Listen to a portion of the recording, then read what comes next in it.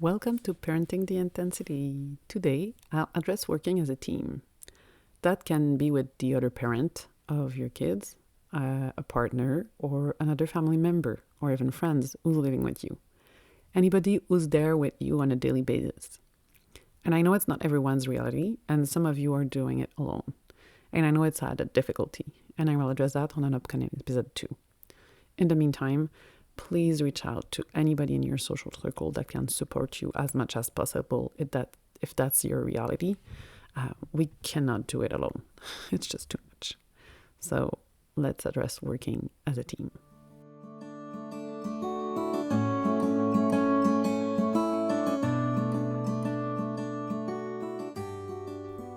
Welcome to Parenting the Intensity, where we'll talk all about how we can drop the general parenting advice that doesn't work with our emotionally intense kids anyway, and let go of the unrealistic expectations society puts on us as parents.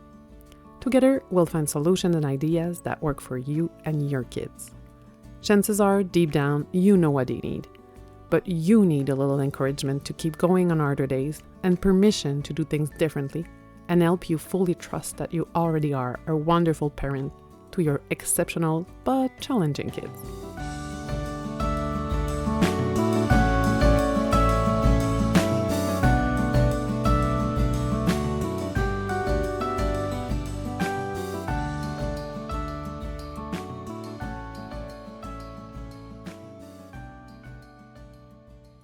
So working as a team as parents, we know it's important. Like, it's everywhere. We see it again and again. We've been told, we've been drilled. But it's not that easy, especially with emotionally intense kids, as even if they can be incredibly wonderful some days, they are still putting an added pressure on our parenting. And any pressure on our parenting will have pressure on the team, the parenting team. So it's normal to be in different places at different times. We're never really exactly at the same place as the other parent. And I'm using that term broadly, that you can include anybody you want in the parent description here. Especially when we have a kid that is a bit more challenging, like often one parent will, and I'm guessing it's you because you're listening to this podcast, one parent will be more looking for information, gathering information, researching, trying things. And so often that parent will do more.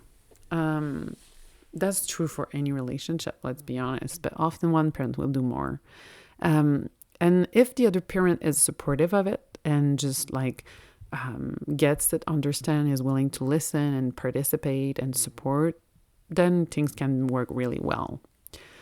But if the other parent that is not really researching and trying just goes against, ruin what you're trying to do, it can start to be, or just checks out. Just don't try anything and just continue their way, or just don't do anything, then it can start to be very difficult. It's like we'll still address that, but this is where it all rests. Is it a team, or is it two players playing their own side of it? If it's not a team, and then it's not teamwork, and you cannot support each other. There's also the other side, that one parent or even both parents can want to protect the other one. And so not sharing everything, not sharing all the information, or not sharing that they're feeling sad or bad or discouraged. Or we can even feel some shame that we cannot do it. And I would say that can be both moms and dads. And yeah, I'm going to address that specifically because I think there's definitely a social pressure that is different.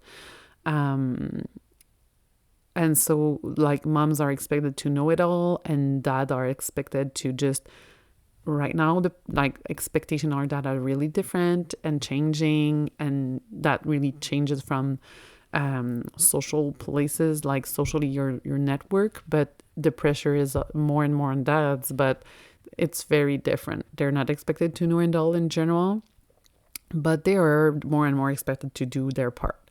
And they might not know how because their dad often didn't. That's also changing in some places, but it's also still mostly the norm. And so there can be some shame to not know what to do, but and all that information can be like we can choose or not even choose, like it can be unconscious, but we don't share because we don't want to like put added stress on the other parent. And so that's also something to consider. And even if it looks like a good idea, especially I work with parents that their kids had lots of very dangerous health condition. And sometimes you think that it might be a good idea not to share some of this stuff. But when you don't share those things, when you don't share how you're living through those things, it separates you from the other person. So the teamwork is harder to do because the other person cannot really understand where you're at. So yeah, trying to protect the other person is generally not a good idea. There's exception for sure, but in general, it's not a good idea. The other thing too is that if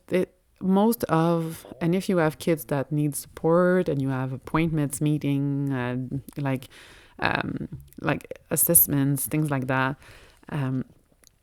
often it's one parent that will go to most of those appointments, and that parent might just be too tired or overwhelmed with the information to share all of it. It can be hard when you're, especially in the beginning, when you don't know exactly what's going on, you're researching, or you just got a diagnosis of something and you're researching the information, you don't understand it well yet, not well enough to transmit the information to someone else. I have something for that too, if you want, but a very like small, easy to do workbook to help you like transfer the information. But the important part is that it's okay to not be ready yet to transfer all that information and to not know exactly what to transfer. But it's important that both parents know the information. So transferring at least part of it, and also like giving to the other parents, like it's okay to ask the other parents to do their own research if it's too much for you. Also to come to some meeting, like I'm like at least the most important ones, or once in a while to go to the meetings to get the information from the professionals directly. So you're not always the person who brings the information. And that can have an emotional impact too. If you're bringing bad news or what can be perceived as bad news, it's hard to bring that to the other parent in your team. There's also the genetic condition. If what the kid has, if there's something, and it's coming from one parent in the sense that it's genetic and one parent has it and not the other, the parent who has it can feel some guilt. And the parent who doesn't can feel some resentment.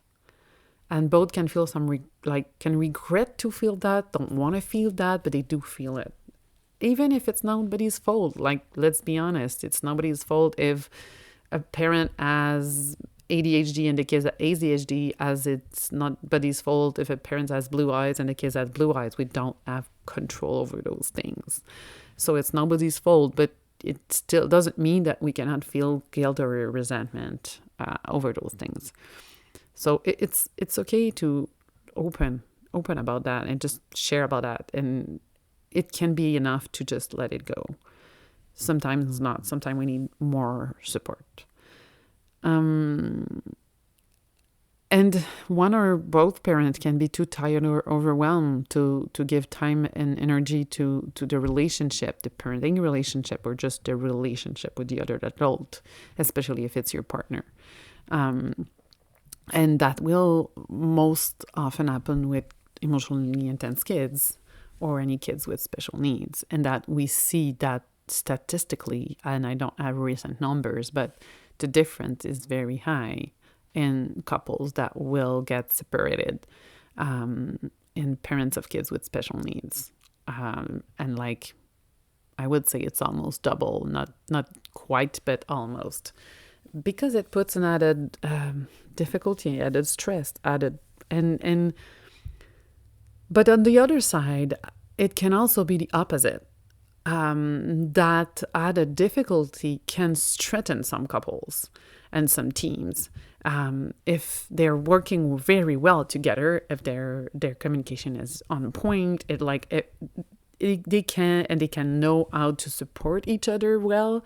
It can strengthen them, and that has been studied, and I've seen it in my office again and again.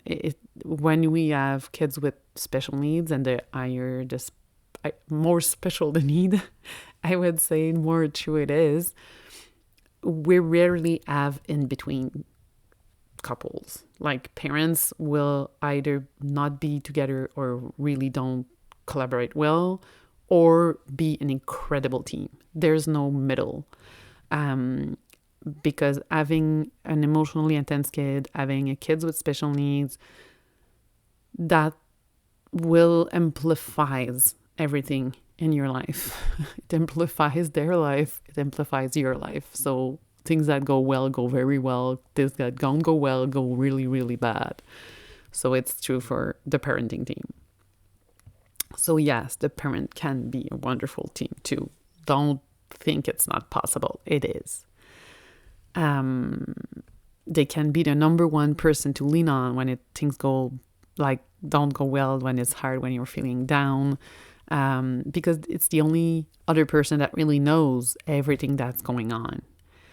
And probably also the only person who knows how hard you're trying.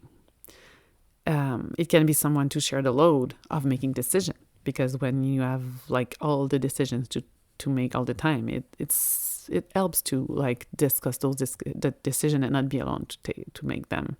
And that is something you can do even if you don't have someone on your daily life parenting with you.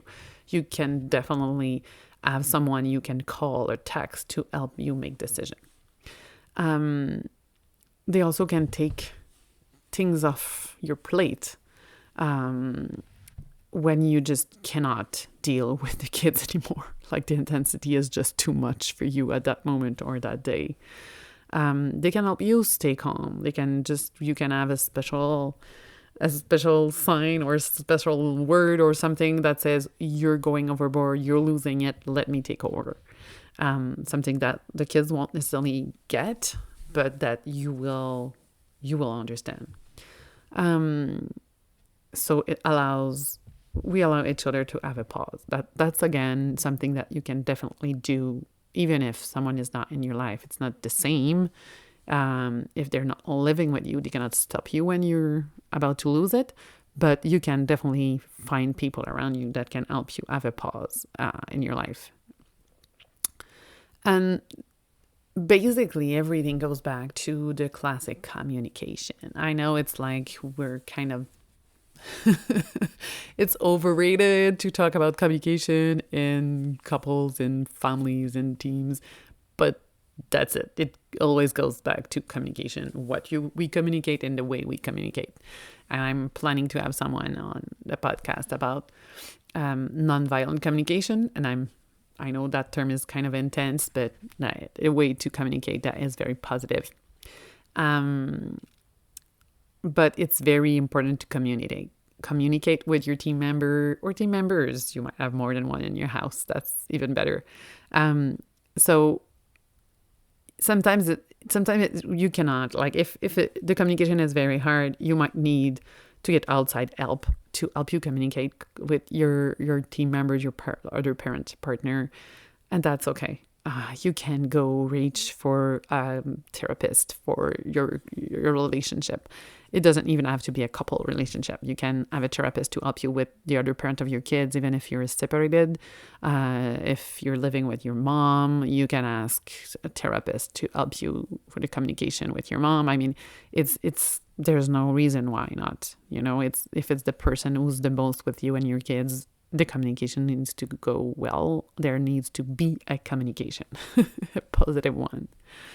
And as I touched, if it's a matter of information, transferring the information, it's important that the other team member, the other parent, is in some meetings, at least if it's possible, to meet the professional if you have meeting with professionals, so they get the information directly and you're not the one bringing it all back. And sharing, I touched it, but sharing everything that you're feeling, especially. And it can change, like on the beginning of the day it can be well, the end of the day can be the worst day of your life. It's probably not, but it can feel that way. So yeah, share the information for sure, but share how you feel, which is most probably the most important. And on that note, not judging each other for how we react or how we feel, because it's most likely going to be different. And as I touched on another episode about overwhelm, some things are overwhelming for us and not for others. It's the same here. We can react or feel things that are very different from our partner or the other parent. And stop assuming that the other person reads our mind. It's something that we're kind of all guilty of, especially if you're with your partner, the parent of your kid, and you've been together for a long time. I know I've been with mine for 19 years. At some point you kind of assume they know, but you know what? They still not know everything. Yeah, sometimes it feels like it because you really know well each other and it kind of feel like it. We read each other's mind, but it's still not true. I mean, they might not know. They don't. They just don't know everything's going on in your head. So asking for what we need from each other is very important. And it's so simple to say that. I know sometimes we don't even know what we need, but it's very, very important to really express what we really need from each other, because we won't get the support we need if we don't ask for it. Like, nobody's gonna guess exactly what we need, especially when we don't know ourselves. And yeah, since you're here, you're probably the one doing all the research. Share as much as you can, all the information you're finding, because what's the most important, it's like the other parent needs to be like up to speed for the information, because they won't be able to collaborate with you in the change you want to do with your kids if they don't understand it. So it really is important to share as much as you can, even if I know it's not like very easy. And as I said, I have a new workbook that you can check out on my website that can help you with that transfer of information and with some basic collaboration things with your team members for your kids. And talking about how do you share the load, also take responsibility, tasks between each other instead of just doing them. Sometimes we just do stuff because it's easier, but it bothers us. That's very important. And it can be anything. Yes, it can be dishes, but it can definitely be related to the kids. Some things we just assume we just do.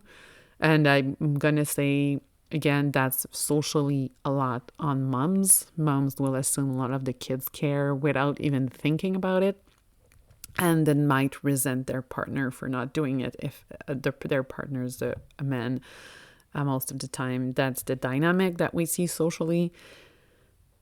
Don't take things you don't want to take if you're just doing it and you haven't talked about it. It's useless to resent someone if you haven't talked about it. And I know it's all, once again, easy to say, and it's some things that might be much more complicated to do.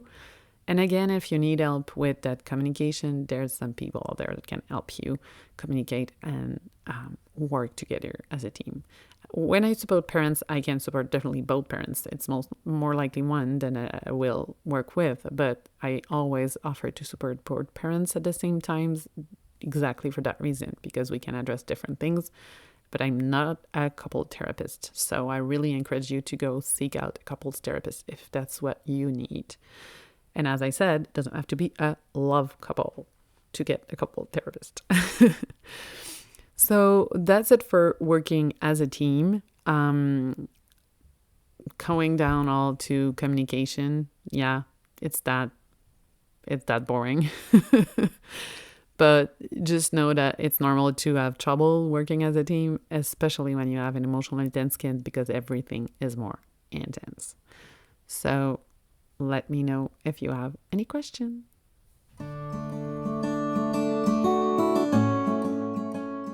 I'm so glad you joined me today and took that time out of your intense life to focus on finding a new way to parent that works for you and your kids. To get the episodes as soon as they drop, make sure to subscribe to the podcast and please leave a rating and review so other parents can find it too. Also, check out all the free resources on my website at familymoments.ca so you can take action on what's the most important for you right now. And take a deep breath, keep going. We're all in this together.